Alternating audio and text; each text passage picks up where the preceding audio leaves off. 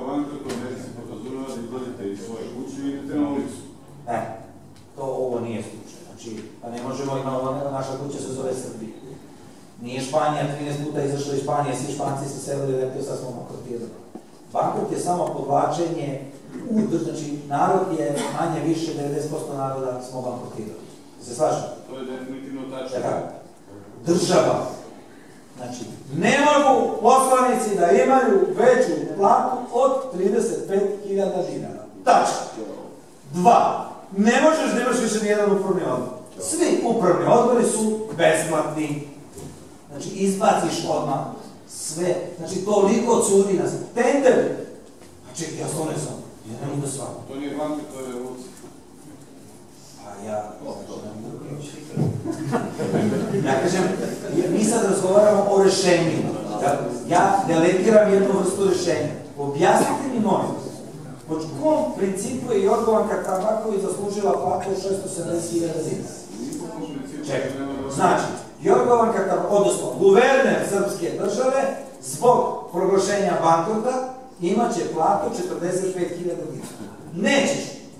Ne možeš. Bit će onaj koji hoće. Prvi potez, ukidanje obavezne rezerve. Oba, evo ga 1.200.000 u prometu. Bankari uzimaju od građana po 3% godišnje kamate. A onda valjaju srpskoj državi po 9%. Po 10%. Čekaj, jer mislite ono i budale? Ne. Sad će referentna kamatna stopa. Znate šta je? Znači, ona kamata koja se određuje na nivou početne države, koja diktira ostale kamate. Nju ćemo da spustimo sa 9,5% na 1%. Pa ćeš ti onda da kažeš, aha, uzimam od građana po 3% i idem da plasiram državi po 1,5%. Čekaj, pa ja gubim 1,5%. Aha, a što ću sad da radim? Sad ću ovog druga Miljuša da jurim, pa da kažem, imaš ti neki izvuz. Ja mogu ja nešto da ti trebaju. To su bankari. Znaš, a zato sam ja pisao, ma kome ste vi došli da uzmete magnetnu rezonancu gdje je bili jedni bankarski pokladeni špekulanti koji su uzimaju ljudima magnetnu rezonancu, uzimaju krvnu sliku. Sad da pogledamo vašu krvnu sliku. Naše banke imaju kapital od 5,3 milijarde evra. Naše banke duguju 54 milijarde evra. Držite pare u tim bankama? Ne mogu da vrati. A kako će mi da vrati 8,4 milijarde? Tada će banka, umjesto da sedi, čučuje na njim, risk njihovi. Risk. To kad će ima risk njihovi, nema veze sa životom. Tada će banka da krene po privredi i da kaže ljudi, da bi ja opstao. I tad ja nudim novo srpsko pravoslavno bankarstvo. Gospodine Miljuš, dajte mi vaš projekt. Koliko je taj projekt? 500.000 evra. Ok, ulazim u taj projekt. A kamata? Nema kamata. Srpsko bankarstvo. Nema kamata. A kako? A delimo dobit. Delimo dobit, da. Napravite kalkulaciju dobiti sa odstupanjem 1 do 2%. Moj bankar sedi u tvojoj firmi 10 minuta i on misle da radi tvoju elektroniku. Nije elektroničan, ali prati račun, tržište, brine o tebe. Šta ti treba? U Kazahstanu. Odmah ćemo mi u Kazahstanu našem Velju, Miljušu treba ulazak u tu i tu firmu. I bankar brine da taj profit raste. A ne, bankar i država ne mogu da naplate jer narod i privreda propali, a onda uzimaju kriminalce i ovo zvanično da idu od naroda u teroru. Pa je zakon došao u Španiji gde je rečeno ne možete bankari više da isterujete ljudi iz stanova zato što ti ljudi će naći u ulici. Kad se nađu u ulici počeće revolucija pa će onda da bude po Njujorku da se putuje autobusom, da se vide gde stoje bankari, gde su im kuće i političara kada dođe do revolucije da znaju ko će u koju kuću da setio se neki marketinškog trika. Dakle, to je prvi potez tog guvernera. Pa gde je žiro račun od milijardu i ništa, pa gde su devizne, gde su, kaže, tajna devizne rezerve. Čije su devizne rezerve? Tih 11,2 milijarde. Pa građani. Jer ti polažeš, znači, ja kažem, ne, to je tamo. To je strogo čuvana tajna gde mi držimo devizne rezerve. Onda, ono, zašto je bila zabranjena druga revolucija? Pa zato što je pokazala tok kretanja novca koji se... Znači, izbaciš 11 milijardi kod tih bankara. Ti bankari daju svojim komercijalnim bankama, te komercijalne banke daju bankama u Srbiji koji daju srpskoj državi, koji pretvaraju i opet krug nazad, u stvari isti naši problem. Mi imamo jedan specifičan problem na našem tržištu.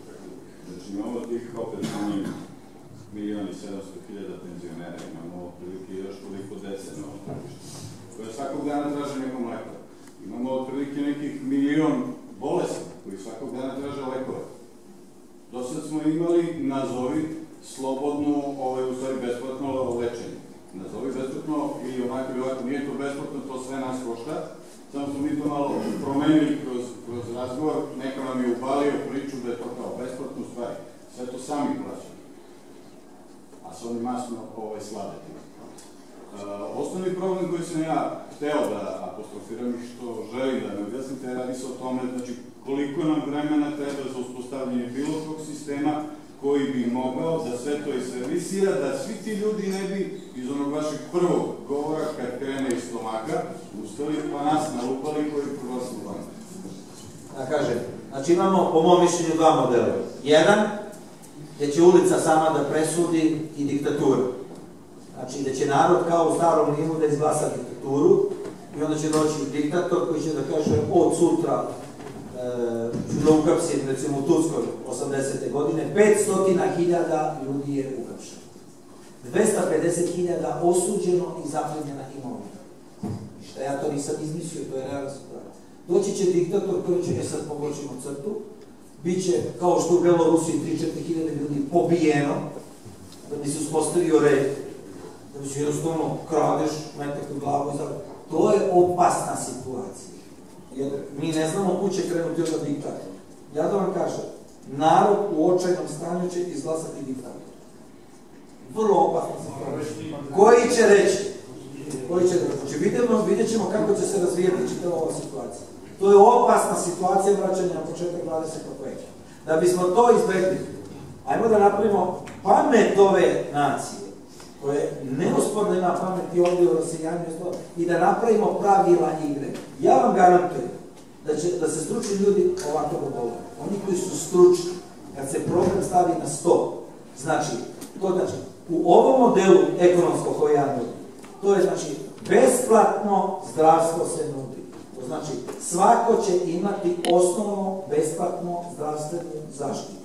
To dalje znači, ako hoćeš neku više kvalitet, ti to možeš da platiš.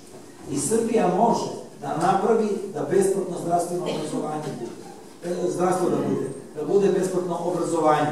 Znači, ali prvo mora da se stegne rasulo državne kase i onda pokretanje privrede koja će omogućiti da se ta kasa puni.